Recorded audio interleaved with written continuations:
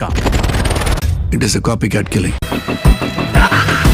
Dead பாடியா கணத்துல கிடைச்சது. எல்லாருக்கும் வணக்கம். நான் உங்கள் சக்தி. இந்த வீடியோவில் வந்து பார்த்தீங்கன்னா போலீஸ் இன்வெஸ்டிகேஷன் த்ரில்லர், அதாவது கொலை விசாரணை படங்களுடைய 5 படங்களை தான் வந்து பார்க்க போகிறோம். இதற்கு முன்னாடி இதுக்கு நம்ம ஒரு 6 வீடியோ வந்து கிரியேட் பண்ணி போட்டிருக்கோம். அதெல்லாம் நீங்கள் பார்க்கல அப்படின்னா அதனுடைய லிங்க் வந்து நான் டிஸ்கிரிப்ஷனில் கொடுக்குறேன். கண்டிப்பாக வந்து செக் அவுட் பண்ணி பாருங்கள். வாங்க இப்போ நம்ம வீடியோக்குள்ளே போகலாம். முதல் படம் என்னன்னு பார்க்கறதுக்கு முன்னாடி முதல் படத்தினுடைய கதை என்ன அப்படின்றத பார்த்துடலாம். படத்தினுடைய நாயகன் ஒரு போலீஸ் இன்ஸ்பெக்டராக வந்து இருக்காரு. அவருக்கு ஒரு ஆக்சிடென்ட் வந்து நடந்து அவர் வந்து அல்சைமர் நோயால் வந்து பாதிக்கப்படுறாரு. இதனால் எந்த ஒரு விஷயத்தையுமே வந்து மறந்துடுவார். இதனால் அவர் வந்து பார்த்தீங்கன்னா அந்த போலீஸ்லேருந்தே ஒதுங்கி தனியாக வந்து ஒரு வாழ்க்கையை வந்து வாழ்ந்துட்டு இருக்காப்புல. ஒரு சுச்சுவேஷனில் அவருக்கு வந்து பார்த்தீங்கன்னா ஒரு கேஸ் வந்து வருது. இந்த மாதிரி சீரியல் கில்லிங் வந்து நடந்துட்டு இருக்கு, இதை எங்களால் கண்டுபிடிக்க முடியல, நீங்கள் உங்களுடைய சப்போர்ட் இருந்தால் கண்டுபிடிக்க முடியும் அப்படின்ற மாதிரி சொல்கிறாங்க. உடனே வந்து நம்மளுடைய ஹீரோவும் போய் அந்த கேஸ் என்ன அப்படின்றத பார்க்குறாரு. அப்போ தான் வந்து தெரிய வருது இது அவருடைய பீரியட்லேயே இந்த கேஸ் வந்து வந்துட்டு தான் இருந்துச்சு. அப்போ வந்து அவர் வந்து கண்டுபிடிக்க முடியல. ஸோ அதே கேஸ் தான் வந்து திரும்ப வந்திருக்கு. இந்த அல்சைமர் நோயோட நம்மளுடைய ஹீரோ வந்து எப்படி அந்த சீரியல் கில்லர் கொலையெல்லாம் தடுத்து நிறுத்தினாப்புல அந்த சீரியல் கில்லர் யார் அப்படின்றதெல்லாம் கண்டுபிடிச்சாரா இல்லையா அப்படின்றதான் இந்த படத்தினுடைய உண்மையான ஸ்டோரி. இந்த படம் 2024 தமிழ்ல ரிலீஸ் ஆன தி ஸ்மைல் மேன். இந்த படத்தில் வந்து பார்த்தீங்கன்னா சரத்குமார் தான் வந்து நடிச்சிருப்பாப்ல. சரத்குமார் அவர்களுடைய 150வது படம் இந்த படம். சரத்குமாருக்கே உண்டான அந்த கம்பீரமான நடிப்பு இந்த படத்தில் வந்து நீங்கள் வந்து பார்க்கலாம். வழக்கமான ஒரு ஸ்க்ரீன் பிளே இல்லாமல் செம சூப்பராக வந்து இந்த படத்துக்கு ஸ்க்ரீன் பிளே வந்து பண்ணியிருப்பாங்க. மெயினாக அந்த அல்சைமர் நோயை வச்சுக்கிட்டு அவர் எப்படி இந்த சீரியல் கில்லர்லாம் வந்து கண்டுபிடிக்கிறாரு அப்படின்ற விதத்தை சொன்னது ரொம்பவுமே வந்து சூப்பராக வந்து பண்ணியிருந்தாங்க. ஒரு ஃப்ளாஷ்பேக் போர்ஷனுமே வந்து இருக்கும், அதுவுமே வந்து ரொம்ப சூப்பராக இருந்துச்சு. ஃபைனலாக கொலையாளி யாரு அப்படின்றத ரிவீல் பண்ணுவாங்க. அந்த சீனுமே வந்து சூப்பராக வந்து மெனக்கட்டு பண்ணியிருந்தாங்க. ஸோ செகண்ட் ஹாஃப் மட்டும் கொஞ்சம் ஸ்லோவாக இருந்துச்சு, கொஞ்சம் ப்ரெடிக்டபுளாக இருந்துச்சு. ஸோ நீங்கள் அதை மட்டும் அட்ஜஸ்ட் பண்ணிக்கிட்டீங்க அப்படின்னா இந்த படம் ஒரு தரமான ஒரு த்ரில்லர் படம். இந்த படம் வந்து பார்த்தீங்கன்னா ஆஹா ஓடிடியில் அவைலபிளாக இருக்குது. நீங்கள் பார்க்கல அப்படின்னா கண்டிப்பாக அந்த படத்தை வந்து செக் அவுட் பண்ணி பாருங்கள். ரெண்டாவது நம்ம பார்க்க போகிற படம் என்னன்னு பார்க்குற முன்னாடி படத்தினுடைய கதை என்ன அப்படின்றத பார்த்துடலாம். படத்தினுடைய நாயகன் ஒரு போலீஸில் வந்து ஒரு கான்ஸ்டபிளாக வந்து ஒர்க் பண்ணிட்டு இருக்காப்புல. அவர் வந்து பார்த்தீங்கன்னா ஒரு பெண்ணை வந்து லவ் பண்ணிட்டு இருக்காரு. அந்த பெண்ணுக்கு வந்து பார்த்தீங்கன்னா மர்மமான முறையில் ஃபோன் போட்டு இந்த மாதிரி வந்து பேசிட்டு இருக்காரு. ஒரு சுச்சுவேஷனில் ஒரு மர்மமான ஃபோன் கால் வந்து அந்த லேடிக்கு வருது. ஆனால் இவர் கால் பண்ணல, உண்மையிலே வேற யாரோ ஒருத்தர் மர்மமான முறையில் வந்து ஃபோன் பண்ணிடுறாங்க. அது மட்டும் இல்லாமல் அந்த கதாநாயகி தங்கியிருக்கக்கூடிய ஒரு வில்லா இருக்குது. அந்த வில்லாவில் இருக்கக்கூடிய ஓனரும் வந்து பார்த்தீங்கன்னா இறந்து போயிடுறாங்க. அந்த இறந்து போனதுக்கான பழி வந்து பார்த்தீங்கன்னா கதாநாயகன் தலையில் வந்து விழுந்துருது. அதுக்கப்புறம் கதாநாயகன் எப்படி தப்பிச்சாரு, யார் தான் உண்மையிலே அவங்களை கொண்டாங்க அப்படின்றதெல்லாம் ஃபைன் பண்ணாரா இல்லையா அப்படின்றதான் இந்த படத்தினுடைய உண்மையான ஸ்டோரி. இந்த படம் 2018 ரிலீஸ் ஆன ராஜா ரங்கிஸ்கிங்க.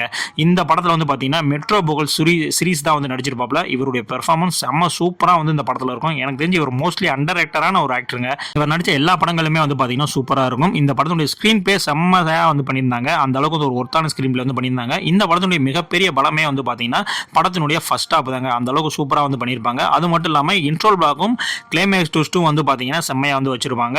படத்தில் வீக் அப்படின்னா என்னன்னு பார்த்தீங்கன்னா செகண்ட் ஹாஃப் கொஞ்சம் ஸ்லோவாக போகும், நிறைய இடங்களில் லாஜிக் மிஸ்டேக்லாம் இருக்கும். ஸோ அதெல்லாம் மட்டும் நீங்கள் அட்ஜஸ்ட் பண்ணிக்கிட்டீங்க அப்படின்னா இந்த படம் ஒரு தரமான ஒரு இன்வெஸ்டிகேஷன் த்ரில்லர் படங்க.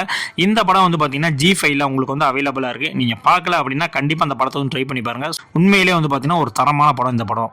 அடுத்து நம்ம மூணாவதாக பார்க்க போகிற படம் என்னன்னு பார்க்குற முன்னாடி படத்தினுடைய கதை என்ன அப்படின்றத பார்த்துடலாம்.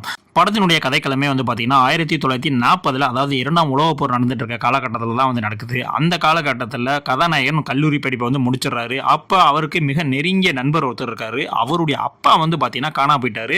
காணா போனது மட்டும் இல்லை, ஒரு சில நாட்கள் தேடி தான் பார்க்குறாங்க. அதுக்கப்புறம் வந்து பார்த்தீங்கன்னா அவர் இறந்துட்டாரு அப்படின்ற மாதிரி வந்து தெரிய வருது. உண்மையிலே வந்து இவர் எதுக்காக காணா போனார், உண்மையிலே இவர் யார் வந்து கொலை செஞ்சாங்க அப்படின்றத நம்ம கதாநாயகன் கண்டுபிடிச்சாரா இல்லையா அப்படின்றதான் இந்த படத்தினுடைய ஒன்லைன ஸ்டோரி. இந்த படம் வந்து பார்த்தீங்கன்னா ஹிந்தியில் 2015 ரிலீஸ் ஆன டிடெக்டிவ் பியோம்கேஷ் பஷி. இந்த படத்தில் சுஷாந்த் சிங் தாங்க நடிச்சிருப்பாரு. அதாவது நம்ம தோனி படத்தில் நடிச்சார்ல, அவர் தான் நடிச்சிருப்பாரு. இந்த படத்தில் ஒரு செட்டிலான ஒரு ஆக்டிங் வந்து நீ அவர்கிட்ட பார்க்கலாம். அவருடைய பெர்ஃபார்மன்ஸ் தான் இந்த மொத்த படத்தையும் வந்து தூக்கிட்டு போச்சு. அந்த அளவுக்கு ஒரு சூப்பரான படங்க. அது மட்டும் இல்லை, படத்தில் மிகப்பெரிய பலம் என்னன்னு பார்த்தீங்கன்னா படத்தினுடைய ஆர்ட் ஒர்க்கு. அதே மாதிரி 1940 என்னெல்லாம் இருந்துச்சோ அதை அப்படியே வந்து கண்ணு முன்னாடி வந்து காட்டியிருப்பாங்க. அது மட்டும் இல்லை, படத்தில் ஒரு ட்விஸ்ட் 2 ட்விஸ்ட்லாங்க, ட்விஸ்ட்டுக்கு மேலே ட்விஸ்ட்னு அப்படியே ட்விஸ்ட்டாக வச்சு போயிட்டு இருப்பானுங்க. அதுதான் இந்த படத்துக்கு மிகப்பெரிய பலமே கூட. ஆனால் இது பரபரப்பாக போகுமா அப்படின்னு கேட்டிங்கன்னா கிடையாதுங்க. இந்த ஸ்லோ பேன் த்ரில்லர் தான். கதையே வந்து பார்த்தீங்கன்னா ரொம்ப ஸ்லோவாக தான் வந்து மூவ் ஆகும். ஸோ நீங்கள் ஸ்லோ பேன் த்ரில்லர்லாம் உங்களுக்கு பிடிக்கும் அப்படின்னா கண்டிப்பாக அந்த படத்தை வந்து நீங்கள் பார்க்கலாம். ஆனால் கிளைமேக்ஸில் வந்து பார்த்தீங்கன்னா அந்த டைலாக் மூலியமாகவே வந்து எக்ஸ்ப்ளனேஷன் கொடுத்துருப்பாங்க. ஸோ அந்த விஷயங்களை குறைச்சிட்டு கொஞ்சம் சீனாக வச்சுருந்தாங்க அப்படின்னா இன்னுமே வந்து நல்லா இருந்திருக்கும். அந்த ஒரு விஷயம் மட்டும் தான் எனக்கு வந்து பிடிக்கல. மற்றபடி இன்வெஸ்டிகேஷன் சீன்ஸ் எல்லாமே வந்து சூப்பராக வந்து இருக்கும். இந்த படம் நீங்கள் பார்க்கணும் அப்படின்னா கண்டிப்பாக நெட்ஃப்ளிக்ஸில் இருக்குது பாருங்கள். ஆனால் என்னன்னா இந்த படம் தமிழ் டப்பிங்கில் இல்லை, ஹிந்தியில் இங்கிலீஷ் சப்டைட்டிலோட தான் இருக்குது. என்னை பொறுத்தவரைக்கும் இது சூப்பரான படம். இந்த படத்தை வந்து நீங்கள் மிஸ் பண்ணிடாதீங்க. சுஷாந்த் சிங் நடித்த படங்கள்லேயே ஒரு மோஸ்ட் அண்டர் ரேட்டடான படம் எதுன்னு கேட்டிங்கன்னா கண்டிப்பாக நான் இந்த படத்தை தான் சொல்லுவேன். அந்த அளவுக்கு ஒரு ஒர்த்தான படம். ஸோ இந்த படத்தையும் வந்து மிஸ் பண்ணிடாதீங்க. அடுத்த நாளாக தான் நம்ம பார்க்க போகிற படம் என்னன்னு பார்க்குற முன்னாடி படத்தினுடைய கதை என்ன அப்படின்றத பார்த்துடலாம். நகரத்தில் இருக்கக்கூடிய ஒரு முன்னணி ஒரு ஹார்ட் சர்ஜனான ஒரு டாக்டர் அவர் மர்மமான முறையில் வந்து இறந்துடுறாரு. இந்த கேஸை கையில் எடுக்கக்கூடிய கதாநாயகன், அதற்கு சப்போர்ட்டிவாக வரக்கூடிய கதாநாயகி, இவங்க 2 பேரும் சேர்ந்து உண்மையிலே இதை யார் கொண்டாங்க, இதுக்கு பின்னாடி இருக்க ஸ்டோரி என்ன அப்படின்றத கண்டுபிடிச்சாங்களா இல்லையா அப்படின்றது தான் இந்த படத்தினுடைய ஒன்லைனர் ஸ்டோரி. இந்த படம் 2022 ரிலீஸ் ஆன கெடாவர். இந்த படத்தில் வந்து பார்த்தீங்கன்னா ரொம்ப நாளைக்கு அப்புறம் அமலாபாலுக்கு வந்து ஒரு மிக அழுத்தமான ஒரு கதாபாத்திரம் இந்த படத்தில் தாங்க இருக்குது. நீங்கள் படம் பார்க்கும்போதே தெரியும், ஒரு செட்டிலான ஆக்டிங் வந்து அமலாபால் வந்து படத்தில் வந்து கொடுத்துருப்பாங்க. அது மட்டும் இல்லை, ஒரு சடலத்தை வச்சு அதில் இருக்கக்கூடிய சின்ன சின்ன துப்புகள்லாம் வச்சு எப்படி குற்றவாளியை வந்து நெருங்குறாங்க அப்படின்ற மாதிரியான ஒரு விஷயம் இருக்குல்ல, அது செம்ம சூப்பராக வந்து ஸ்க்ரீன் பிளேயில் வந்து கொண்டு வந்திருப்பாங்க. அது மட்டும் இல்லாமல் மெடிக்கல் ஃபீல்டில் நடக்கக்கூடிய ஸ்கேம்களையும் அப்படியே வந்து காட்டியிருப்பாங்க. படத்தில் இருக்கக்கூடிய ட்விஸ்ட் எல்லாமே வந்து பார்த்தீங்கன்னா சூப்பராக இருக்கும். செகண்ட் ஹாஃபில் வந்து பார்த்தீங்கன்னா ஸ்க்ரீன் பிளே வந்து கொஞ்சம் ப்ரிடிக்ஷனாக இருக்கும். ஸோ அது மட்டும் நீங்கள் வந்து அட்ஜஸ்ட் பண்ணிக்கணும். என்னை பொறுத்த வரைக்கும் ஒரு டீசெண்டான த்ரில்லர் படம் தான். நீங்கள் அமலாபாலுக்கான ஆக்டிங்காகவே இந்த படத்தை வந்து பார்க்கலாம். அந்த அளவுக்கு ஒரு சூப்பரான படம். இந்த படம் ஜியோ ஹாட் ஸ்டாரில் இருக்குங்க, ஃப்ரீயாகவே இருக்குது. ஸோ இந்த படத்தை நீங்கள் பார்க்கல அப்படின்னா கண்டிப்பாக அந்த படத்தை வந்து வாட்ச் பண்ணி பாருங்க. ஃபைனலாக நம்ம பார்க்க போகிற படம் என்னன்னு பார்க்குற முன்னாடி படத்தினுடைய கதை என்ன அப்படின்றது வந்து பார்த்துடலாம். கோயம்புத்தூரில் ஒரு ஏஜென்சியில் 2 நண்பர்கள் வந்து ஒர்க் பண்ணிட்டு இருக்காங்க. அதே ஏரியாவில் இருக்கக்கூடிய ஒரு மிகப்பெரிய பேங்க் வந்து பார்த்தீங்கன்னா ஒரு 4-5 பேர் சேர்ந்து வந்து கொள்ளையடிச்சிட்டு அந்த ஏஜென்சி வழியாக தான் வந்து தப்பிச்சு ஓடுறாங்க. உடனே வந்து அந்த போலீஸ் வந்து அவங்கள எங்கே கண்டாலுமே வந்து அவங்கள சுட்டு நீங்கள் வந்து பிடிச்சிருங்க அப்படின்ற மாதிரி உத்தரவும் பிறப்பிச்சிடுறாங்க. எதிர்பாராத விதமாக இந்த 2 நண்பர்களும் அந்த கேஸில் உள்ளே போய் மாட்டிக்கிறாங்க.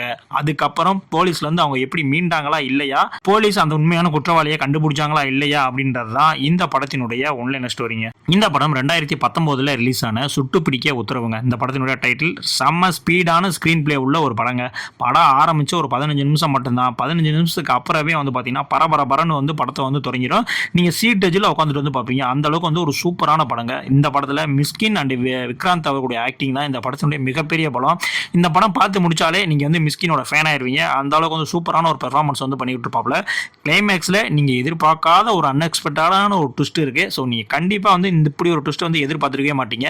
எனக்கு தெரிஞ்சு தமிழ் சினிமாவில் ரிலீஸ் ஆன படங்களில் இது மோஸ்ட்லி அண்டர் ரேட்டடான ஒரு படங்க. சுசீந்திரன் அவருடைய கேரியர்லேயே ஒரு அண்டர் ரேட்டடான படம்.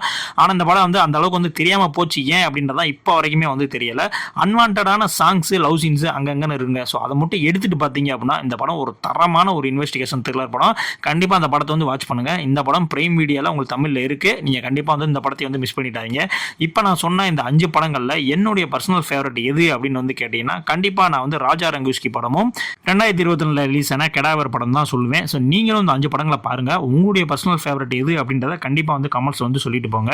அது மட்டும் இல்லாமல் உங்களுக்கு இந்த 5 படங்களில் எந்த படம் பிடிக்கும் அப்படின்றத கண்டிப்பாக வந்து நம்முடைய கமெண்ட்ஸ் வந்து சொல்லிட்டு போங்க. அது மட்டும் இல்லைங்க, நம்மளுடைய சேனல் வந்து பார்த்தீங்கன்னா போலீஸ் இன்வெஸ்டிகேஷன் த்ரில்லர், யூடியூப்ல கிடைக்கக்கூடிய த்ரில்லர் படங்கள், பழைய த்ரில்லர் மூவிஸ், இந்த மாதிரி நிறைய வந்து சஜஷன் பண்ணிட்டு இருக்கோம். ஸோ நீங்கள் கண்டிப்பாக இந்த வீடியோ வந்து நீங்கள் வாட்ச் பண்ணுங்க. இதே மாதிரியான அடுத்த ஒரு வீடியோலாம் உங்களை சந்திக்கிறேன். நன்றி.